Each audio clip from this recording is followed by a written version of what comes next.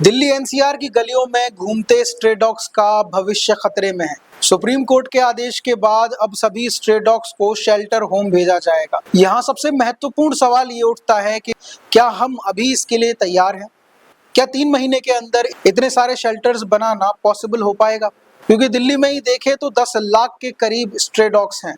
चलिए बात कर लेते हैं इस फैसले के पीछे के कारण के बारे में, दोनों पक्षों के बारे में जान लेते हैं। पहला पक्ष वो जो सुप्रीम कोर्ट के इस फैसले के साथ है और दूसरा पक्ष वो जो इसके खिलाफ है और लगातार प्रदर्शन कर रहा है। जो इस फैसले के साथ है उनका कहना है कि स्ट्रे डॉग्स की वजह से गलियों में निकलने में भी डर लगता है, वहीं इनसे रेबीज होने का खतरा भी बढ़ता है। इन्हीं सब बातों के मद्देनजर सुप्रीम कोर्ट ने ये फैसला लिया है। लेकिन क्या इसका कोई और अल्टरनेटिव हो सकता है? हम यहाँ से नीदरलैंड से कुछ सीख सकते हैं। वहां पर डॉग्स को शेल्टर में ही रखा जाता है और अगर आप वहां अपने पेट लेने जाएंगे तो आपको बाहर से नहीं मिलेगा, आपको शेल्टर से ही पेट लेना होगा। इस फैसले से वहां पर रोड पर कोई भी स्ट्रे डॉग्स नहीं होते, तो हम यहाँ से भी अपना सकते हैं। लेकिन अब बात कर लेते हैं कि इस फैसले से जो लोग नाखुश हैं वो किस तरह से लगातार प्रदर्शन कर रहे हैं। दिल्ली एनसीआर में जगह जगह प्रदर्शन हो रहे हैं। दिल्ली के साथ साथ नोएडा, गाजियाबाद और गुड़गांव में भी ये नियम लागू होगा।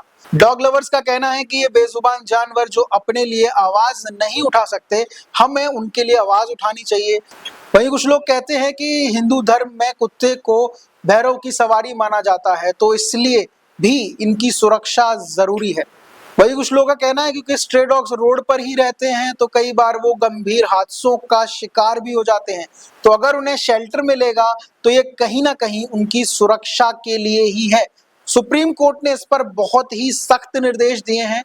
इसके अलावा उन्होंने कहा है कि जो भी कोई इसमें व्यवधान डालने की कोशिश करेगा, कोई व्यक्ति अथवा कोई भी संस्थान, तो उसको कोर्ट की अमानना माना जाएगा। ये थी दोनों पक्षों की बातें, दोनों पक्ष अपनी अपनी बातें रख रहे हैं। 2 महीने पहले ही एक व्यक्ति ने 270 मीटर के डिस्टेंस के लिए राइड बुक की, तो आप समझ सकते हैं कि इस पक्ष में सुप्रीम कोर्ट का संज्ञान कितना आवश्यक था।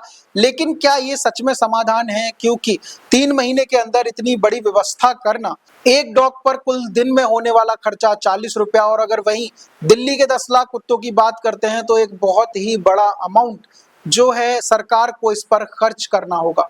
तो ये आपका भी फर्ज बनता है कि आप ज्यादा से ज्यादा स्ट्रे डॉग्स को अडॉप्ट करें और इनकी लाइफ को बेटर बनाने में सहयोग दें। डॉग्स को शुरू से ही इंसान का वफादार जानवर माना गया है।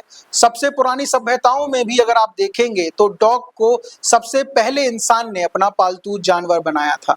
आज बात उन्हीं पर आ गई है सुप्रीम कोर्ट के इस फैसले के बाद। अब आगे देखना यह है कि इस पर किस तरह से एक्शन लिया जाएगा और इसके क्या परिणाम निकलने वाले हैं। इस वीडियो को अपने सभी दोस्तों के साथ शेयर कीजिएगा ताकि ये जानकारी सब तक पहुंचे। बाकी देश और दुनिया की तमाम खबरें भारतीय टीवी पर जारी हैं।